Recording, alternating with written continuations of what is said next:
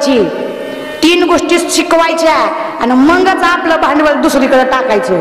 लोकांच्या मुलावर पुरी सोडायच्या नाही. त्या तुम्हाला सुधारणा म्हणून हे बघा, म्हणून तर बायको ज्या सासा आहेत, सासा त्या जावायचा लाड करायचं कारणच ती. सासू जावायचा लाड करते, तिला माहित आहे जी वादळ आपण आयुष्यभर सांभाळू शकलो नाही ती वादळ ह्या पाठ्यानं सांभाळलं बरं का.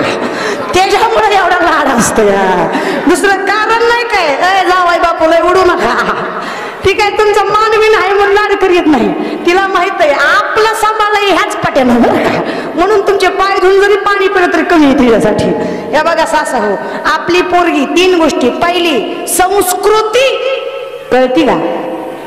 डोक्यावर पदर असावा, पदर पदर पदर पदर पदर. आता ना काय घेऊ, मी मागापासून बघते, काल सांगितलं होतं की नाही तरी तशा भांडा कपड्यावाने बसले अजून. ऐका, संस्कृती असावी, शिक्षण मोस्ट इम्पॉर्टंट आहे. लोकांच्या घरी जाऊन संसार करायचा आहे, थोडं का होईना शिक्षण असलंच पाहिजे. सगळ्यात मोठं स्वयंपाक. आईचा लय लाड असतो घरी असलं की. ऋतुजा, अगं ऋतुजा, तू कशाला तुझ्या कोमल कोमल हात पिठात घालती, मी हाय ना खमीर तुझी आई स्वयंपाक कराय. अगं लग्न झाल्यावर काय तू चाल रे वेती असं. लग्न झालं तर आई नसती, कोण असती? कोण असती? बाया कोण असती? जगदंबेचा दुसरा अवतारच असतो ही.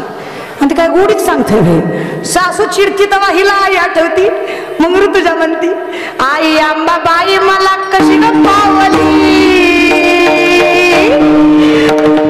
सतत येईना म्हणून माझ्यावर सासू धावली. आता येईना,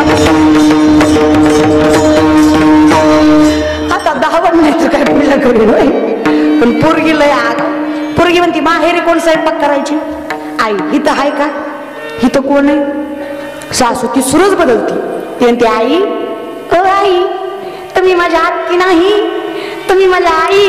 अय सासा हो, जी आत्ती म्हणती तीच आती असं म्हणती, जी आत्ती म्हणती तीच आती असं म्हणती, आणि जी आई म्हणती ती काशीला जाई असं काम आहे बरं का.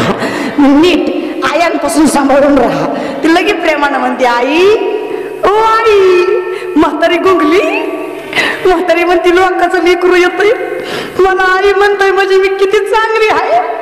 तू सराक कमी चपात्या करते राहिलं काय महाराज. लय सुना करून निघाल्या. जपून राहा बाबा हो, जपून राहा. हे जीवनामध्ये असं आहे बघा, जाग्यावर या म्हणून चांगलं राहायचं, काय का असं ना चांगलं राहायचं. मग आता कमस म्हणून लग्न तर लावून दिलं महाराज, पण लग्नाच्या दिवशी जेव्हा वरात निघाली ना, आकाशवाणी झाली. ज्या बहिणीचं लग्न एवढ्या थाटा माटात करतोयस त्याच बहिणीचा 8वा पुत्र तुझा काय ठरणार आहे? कंसाला वाटलं मलाच मारणार हिच्या पोटी येणार असेल तर हिला एवढं थाटात पाठवायची गरजच काय.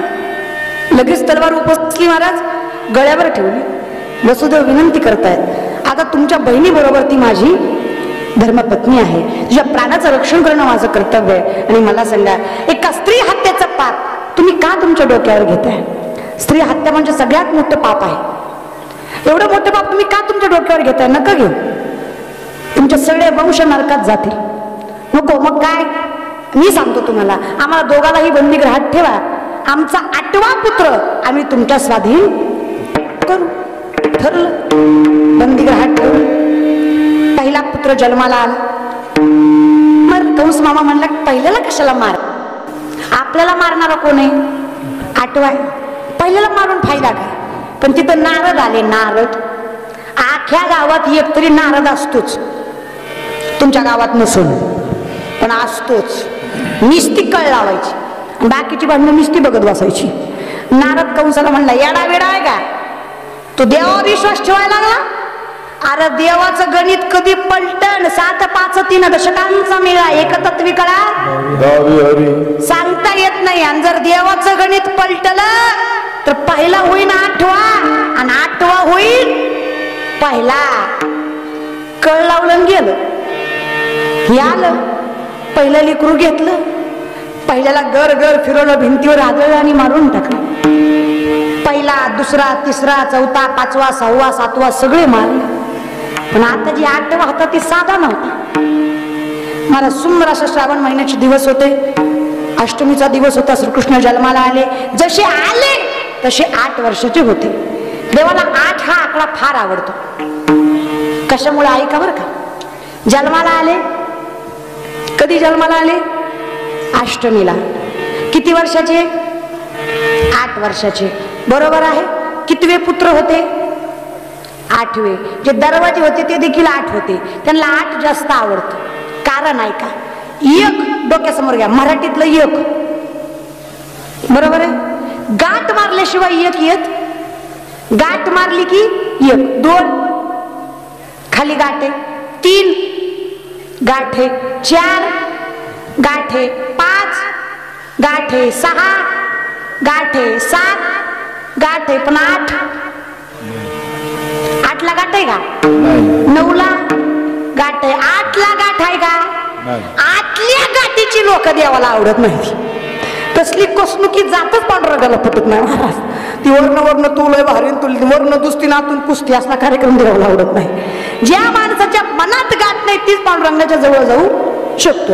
मग आता हे 8 वर्षात जन्माला आले, देवकी माता रडतायत, म्हणतायत देवा तू देव जरी असला तरी कुठल्याच आईला आवडणार नाही लेकरू एवढं मोठं जन्माला आलेलं. प्रत्येक आईची अपेक्षा असते त्यानं माझं दूध पिऊन मोठं व्हावं, त्यानं माझ्या कुशीत खेळून मोठं व्हावं, त्यानं माझ्या हाताला धरून चालायला शिकावं, त्यानं माझ्या बोलीतून बोलायला शिकावं. हे प्रत्येक आईची अपेक्षा असते. देवा ते म्हणला गप्प आहे आई, थांब जरा, धीर धर. आईच म्हणायचे बरं का. ते आता निघालं mummy papa Maugham and dad. पण मम्मीचा अर्थ बऱ्याच जणांना माहिती आहे. पप्पा म्हणजे काय?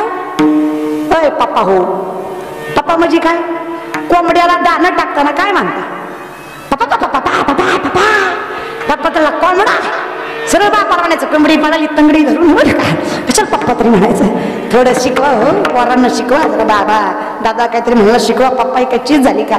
मग ते म्हणले आई सर शांत बस, मी लहान होणार आहे पण तुम्हाला सांगायचं म्हणून मोठा झालोय. ऐका, मी जन्माला आलो की आल्या आल्या मला एका टोपलीत ठेवा आणि नंदाच्या घराला घेऊन जा. महाराज तिकडं न्या मला मावशीकडे, म्हणजे मला तिकडे जाऊन शांतता वाटेल. मग आता वसुदेव देवांना विचारतात, देवा तो देव जरी असला तरी आम्ही बंधनात अडकलेली माणसं आहोत. आम्हाला संसार बंधन आहे, आम्हाला कर्म बंधन आहे, आम्हाला जन्म मृत्यूचं बंधन आहे, आम्हाला वासनेचं बंधन आहे. एवढ्या बंधनात आम्ही अडकलेली माणसं, आणि तुला स्पर्श करणं सोपं आहे का? वसुदेव मातेला, वसुदेव देवांना भगवान श्रीकृष्ण सांगतात, आहो पिताश्री एकदा मला हात तर लावा.